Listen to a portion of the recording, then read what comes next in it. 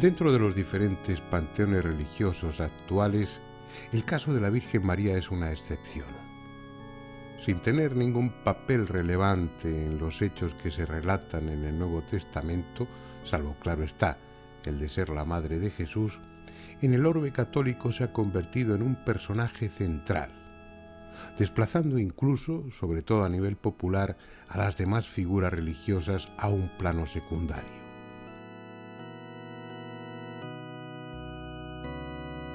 Hay razones de índole psicológico para ello, porque en la experiencia individual la madre ha desempeñado desde siempre un papel más cercano afectivamente que el del padre, actuando como intermediaria entre éste y los hijos.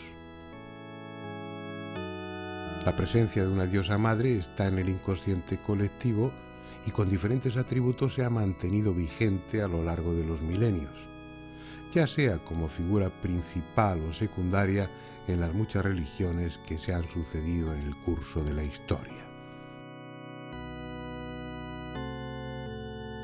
Ese papel de madre universal, amorosa y cercana, que intercede ante Dios frenando su cólera o moviéndole a la compasión en beneficio del hombre, es el que representa a la Virgen María dentro del catolicismo.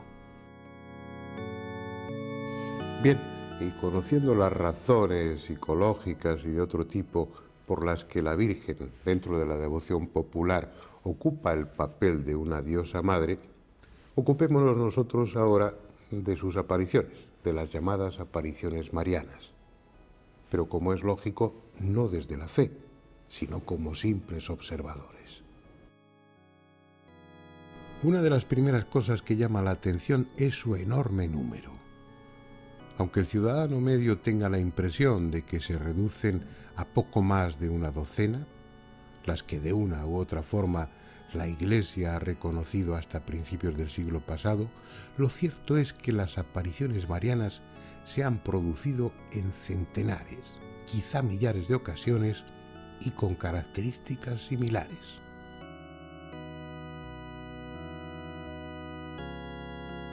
En un lugar despoblado, con frecuencia sobre un árbol o un arbusto y cerca de una pequeña corriente de agua, una figura luminosa, al principio no muy definida, se aparece a los ojos de una o de varias personas, por lo general sencillas y de escasa cultura, casi habitualmente niños. Al poco, la figura se acaba definiendo como una mujer joven y bella.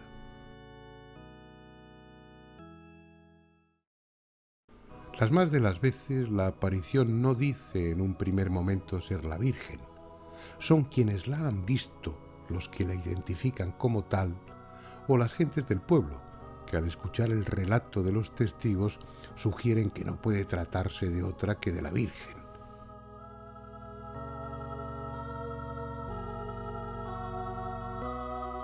Esas circunstancias son las que se dieron precisamente en uno de los lugares más importantes de la devoción mariana, Fátima.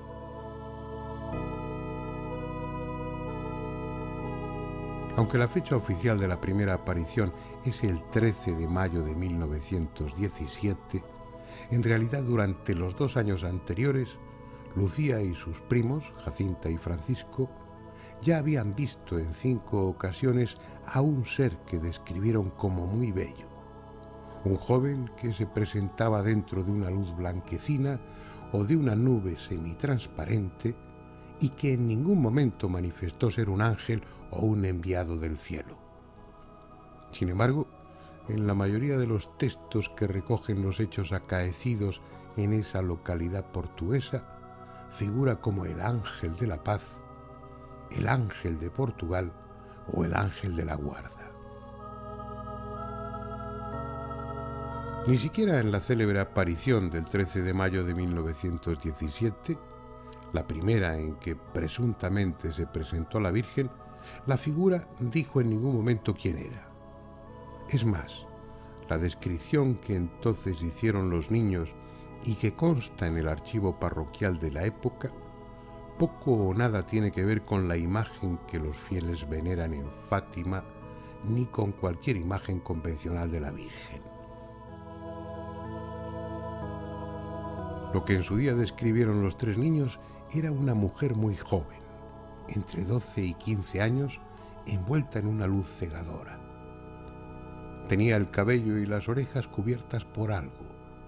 A la altura del cuello, dos especies de aros. Más o menos en la cintura sujetaba una esfera luminosa. Medía muy poca estatura, alrededor de 1,10 m. Tenía un vestido ajustado y se cubría con lo que parecía un manto, pero ambas prendas estaban recorridas por cordoncillos dorados que formaban cuadros. Además, hablaba sin mover los labios y se deslizaba sin mover las piernas. En las semanas siguientes la descripción fue ajustándose a la idea que los fieles tienen de la Virgen a través de los millares de cuadros, tallas y esculturas que los artistas han creado a lo largo de los siglos y que con toda seguridad nada tienen que ver con el auténtico aspecto de la Madre de Jesús. Son idealizaciones en las que se intentan plasmar conceptos como los de pureza, belleza, maternidad, imágenes que en el fervor popular han sustituido en muchos casos a aquello que están representando, convirtiéndose la imagen misma en el objeto de la devoción. Lo curioso es que no pocas veces la aparición se presta a ese juego, presentándose bajo una advocación determinada. Esta es la finca de Prado Nuevo, cerca de El Escorial. Desde hace 20 años es un lugar más del culto a María, aunque, como en la mayoría de los casos, la iglesia institucional se mantiene al margen. Eso no impide que miles de católicos, incluidos sacerdotes, acudan aquí periódicamente. Fue el 14 de junio de 1981 cuando se produjo la primera aparición ante Luz Amparo. Una aparición cuyo mensaje no pudo ser más explícito. Se identificó y expresó su deseo. No dijo simplemente soy la Virgen, especificó que era la Virgen Dolorosa. Textualmente, ese primer mensaje fue: soy la Virgen Dolorosa, quiero que se construya en este lugar una capilla en honor a mi nombre, que se venga a meditar de cualquier parte del mundo la pasión de mi hijo, que está completamente olvidada.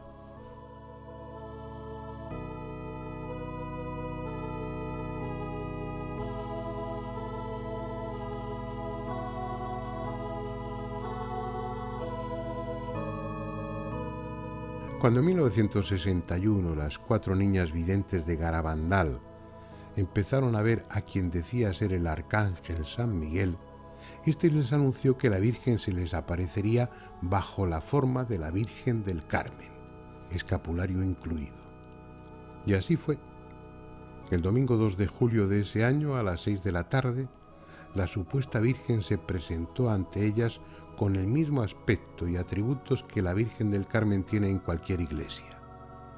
La descripción que hicieron las niñas fue textualmente así: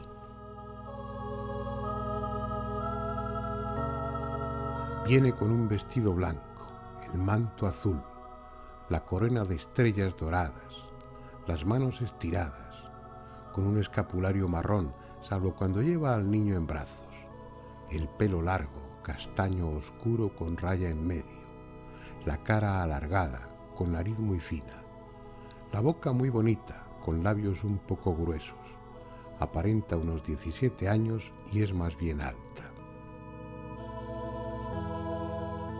Sin restarle un ápice de belleza interior, la imagen de María, la Madre de Jesús, se debió corresponder con la de una mujer de rasgos semíticos, con la piel curtida por el clima seco de Palestina, probablemente de aspecto vulgar, y que cuando murió su hijo tenía alrededor de 50 años, lo que en aquel tiempo, y en una mujer del pueblo, implicaba un aspecto muy distinto y desde luego mucho menos favorecido que el que le han venido dando los artistas cuando la representan en los momentos de la Pasión de Jesús. apareciese como una mujer madura, de bondadoso rostro, provisto de algunas arrugas, sería mucho más acorde con las circunstancias.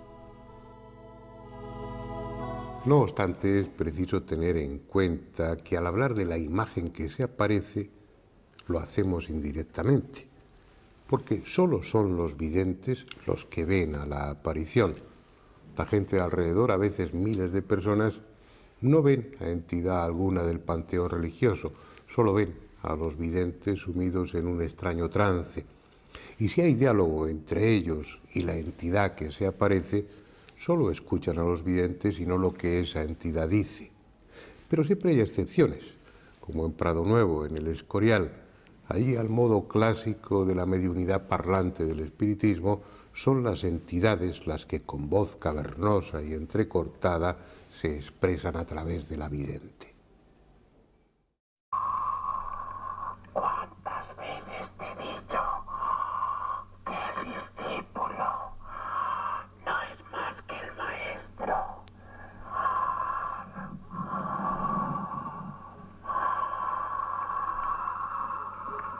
Piensa, hija mía, que a mí, siendo el maestro, no me honraron en mi tierra. Tú no eres más que yo, hija mía. Pero también piensa que yo te llamé y tú oíste mi voz. No es cuestión ahora de juzgar la enjundia de los mensajes, pero sí es cierto que la forma de transmitirlos se presta a sospechas. Los videntes pueden estar fingiendo, pueden caer en trances histéricos o simplemente padecer algún trastorno mental que curse con alucinaciones. Y sin duda esa es la explicación de algunas de las apariciones marianas, pero en la mayoría esa explicación no vale, las cosas no son tan sencillas. Vamos a volver a Garabandal para seguir hablando de ello. Fue el 18 de junio de 1961. 4 niñas, Conchita, Jacinta, Loli y Maricruz, estaban jugando como cualquier otro día cuando, tras oírse una especie de trueno, una de ellas, Conchita, cayó en trance con la vista perdida y estática. Las otras 3, alarmadas por su estado, se disponían a ir al pueblo en busca de ayuda cuando también súbitamente cayeron en trance y compartieron la misma visión que Conchita.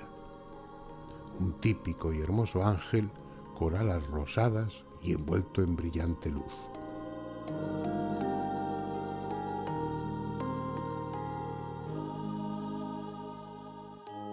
El suceso se repitió varias veces en los días siguientes. Las 4 niñas se sumían al mismo tiempo en ese estado y veían al ángel, que no les decía nada, hasta que finalmente se identificó como San Miguel Arcángel y les dijo que al día siguiente verían a la Virgen. Y en efecto, el 2 de julio las 4 niñas cayeron en ese trance estático, como siempre simultáneamente, y vieron a la Virgen ataviada, como ya se ha dicho, según la advocación de la Virgen del Carmen, y flanqueada por 2 ángeles.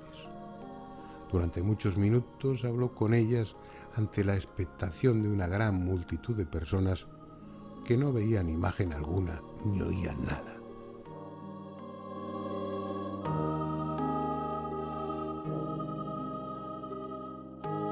Lo que en aquellos momentos sucedía estaba reservado exclusivamente para las niñas, para las videntes. Lo mismo que en Fátima, en el Escorial, en Lourdes o cualquier otro lugar de apariciones, los asistentes, a veces por millares, eran simples comparsas. ¿Por qué entonces el convencimiento por parte de muchos de ellos de que las visiones son auténticas y que es realmente la Virgen quien se aparece? De un lado está la necesidad o el deseo de creer, es cierto, pero de otro están los fenómenos, a veces espectaculares, que se producen en torno a los videntes y que los testigos interpretan como una confirmación de que algo sobrenatural está sucediendo allí. Aunque las visiones protagonizadas por las niñas, especialmente por Conchita, solo duraron de 1961 a 1965, Garabandal sigue vivo, convocando a multitud de fieles y curiosos llegados de todo el mundo. Y no sería así de no haberse producido en su momento acontecimientos que parecían refrendar el carácter milagroso de los mensajes. Acontecimientos protagonizados en su mayoría por las propias niñas, corroborados por innumerables testigos, fotografías y filmaciones, y que siguen siendo inexplicables.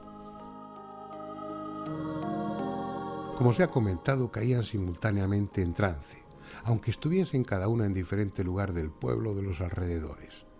Entonces, con los ojos fijos, mirando hacia arriba, echaban a correr sin reparar en dónde ponían los pies, pero sin tropezar ni caerse, pese a lo abrupto del terreno, hasta juntarse las cuatro en un mismo sitio, con frecuencia en el Cerro de los Pinos, y sin abandonar su estado de éxtasis, iniciar allí el diálogo con la Virgen. De la naturaleza auténtica de los trances no parece haber duda. Como eran tan frecuentes, hubo muchas ocasiones en las que la gente, incluidos varios médicos, pudieron comprobar la ausencia de reflejos y la anestesia, siendo pellizcadas, pinchadas e incluso quemadas con cigarrillos sin que manifestaran reacción alguna. Esos desplazamientos en trance, a veces auténticas carreras, se producían también durante la noche y con frecuencia yendo hacia atrás, de espaldas al sentido de su marcha, sin un tropiezo, sin un titubeo, como si una mano invisible las guiase. Cuando estaban en ese estado, su peso aumentaba extraordinariamente, como si estuvieran pegadas al suelo, mientras que en otras ocasiones levitaban varios centímetros, según comprobaron más de una vez los testigos cercanos. Por lo que cuentan quienes presenciaron los hechos, parece indudable que en ese estado de trance las jóvenes videntes daban muestras de grandes capacidades paranormales o eran realmente un medio por el que la invisible entidad, fuese la Virgen o quien fuese, se manifestaba. Entre esas capacidades, suyas o prestadas, estaba la de dar mensajes personales a algunos de los presentes. Mensajes directos, concretos, sobre problemas o situaciones íntimas que esas personas sabían y que los demás ignoraban. Muchos de los que aún acuden a Garabandal y rezan solitarios o en grupo, lo hacen porque en su día, a través de las niñas, la Virgen les dijo algo que les tocó en lo más profundo. Y otros estasis que tuve, que es el que mejor para mí, uno de los estasis de Conchita de su casa, para mí ese no se me olvidará, porque tocante a la religión, según que empiezo a hablar de ese mensaje, de ese estasis, ya se me pone hasta el cuerpo de carne de gallina. Fue de su casa, tuvo un estasis. Éramos 20 o 30 personas o más. Claro, son muchos años, y ya son los años que tengo, que algunas cosas no me acuerdo. Pues me dio al crucifijo a besar a mí, que ahí en algunas fotos sale. Y al besar el crucifijo, eso no lo he dicho, ni lo digo, lo que pensé. Es una cosa para mí divina. Entonces, ella después del estasis me llama, Clinio, ser feliz, que no, me emociono hablando, ¿entiendes? Son las cosas que las tengo yo solo. Y eso no se me borrará jamás de la vida. Lo que me dijo esa niña, que se lo había dicho la Virgen. Perdonen ustedes, pero de eso me emociono. Y entre tantos fenómenos, uno siempre espectacular y que se da con muchísima frecuencia en los lugares de apariciones marianas, la llamada comunión mística, es decir, la formación de una hostia sobre la lengua del vidente, algo que también sucedió en Garabandal y que protagonizó Conchita, la principal de las videntes, el 18 de julio de 1962. Aunque los escépticos tratan de justificarlo como un simple acto de prestidigitación, lo cierto es que hay millares de testigos que afirman lo contrario. Y en cualquier caso, es un fenómeno más dentro de un contexto en el que abunda lo extraordinario. Por la misma época en que se producían los acontecimientos de Garabandal, otra pequeña localidad de la península, Ladeira do Pinheiro, en Portugal, era también escenario de comuniones místicas y de todo tipo de prodigios. La protagonista indiscutible de aquellos hechos, que comenzaron en 1960, es María de la Concepción Méndez Horta, hoy una anciana que tiene tras de sí una larga y azarosa historia. En sus éxtasis, durante los que se produjeron abundantes comuniones místicas, estigmatizaciones y, según innumerables testigos, levitaciones de hasta varios metros por encima del suelo, los mensajes que recibía de Jesús o de la Virgen señalaban a Ladeira como la continuación de Fátima. La extraordinaria acumulación de fenómenos insólitos, en los que además de los espectaculares trances de María de la Concepción hubo hostias sangrantes, analizadas en París y en Madrid, donde se certificó su carácter milagroso, así como sangraciones periódicas de una imagen de Cristo, atrajeron a tal cantidad de fieles que la policía del entonces dictador Salazar intervino apaleando a los congregados, cerrando los accesos a Ladeira y deteniendo a María para juzgarla.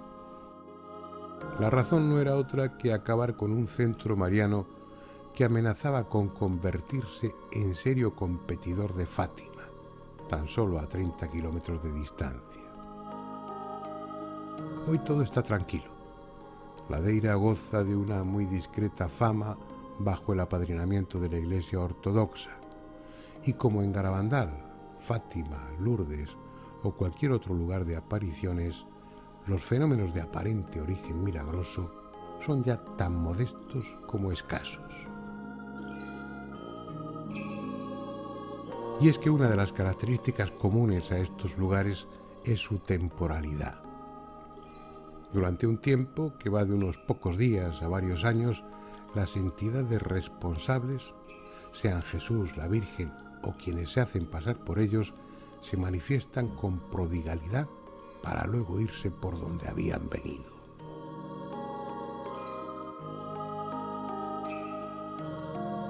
Es una estrategia incomprensible. Aparentemente las apariciones marianas tienen como objeto divulgar mensajes trascendentes para la humanidad.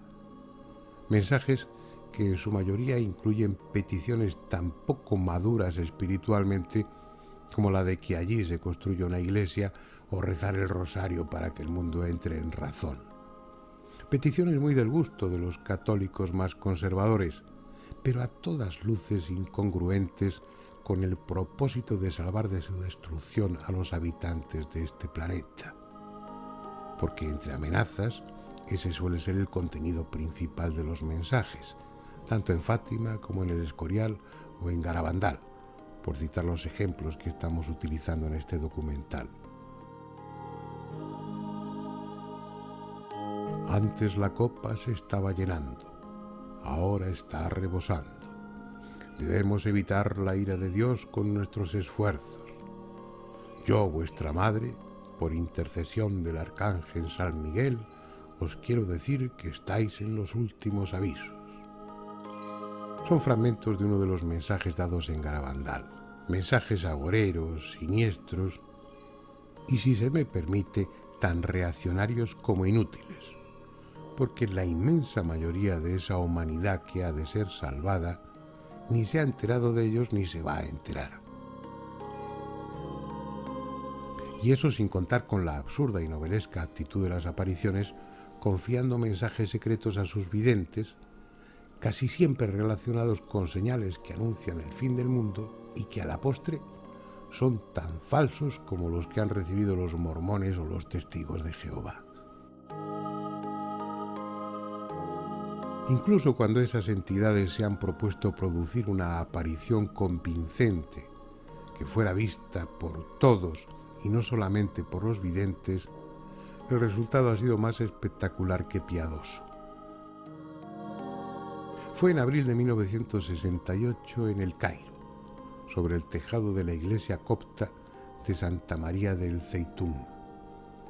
Durante muchos días y a horas determinadas, millares de personas contemplaron cómo a partir de una luminosidad inicialmente informe se iba configurando una imagen radiante, con una gran aureola en torno a la cabeza que evolucionaba alrededor de la cúpula acompañada de palomas, algunas reales y otras claramente falsas, de tamaño desproporcionado y que volaban sin mover las alas. Una aparición con todos los requisitos para convencer a creyentes y a no creyentes. Sin embargo, ¿cuántos de ustedes habían oído hablar de ella? Y es que junto a sus grandes poderes, esas entidades responsables de las apariciones tienen una gran limitación. No pueden aparecerse en todos los lugares y al mismo tiempo. Más bien da la impresión de que nos encontramos ante un fenómeno sociológico de pequeños grupos que ante auténticos mensajes destinados a toda la humanidad. Un solo gesto de alguien realmente omnipotente haría que tan trascendentes mensajes fueran conocidos en el mismo instante por todos y cada uno de los habitantes del planeta. O los mensajes son un puro camelo, o quien hay detrás de ellos procede con un criterio selectivo a todas luces injusto. En ambos casos, el sentido común sugiere que no se trata de la Virgen o de Jesús. Pero si no es así, tendremos que admitir que alguien con grandes poderes está jugando con nosotros.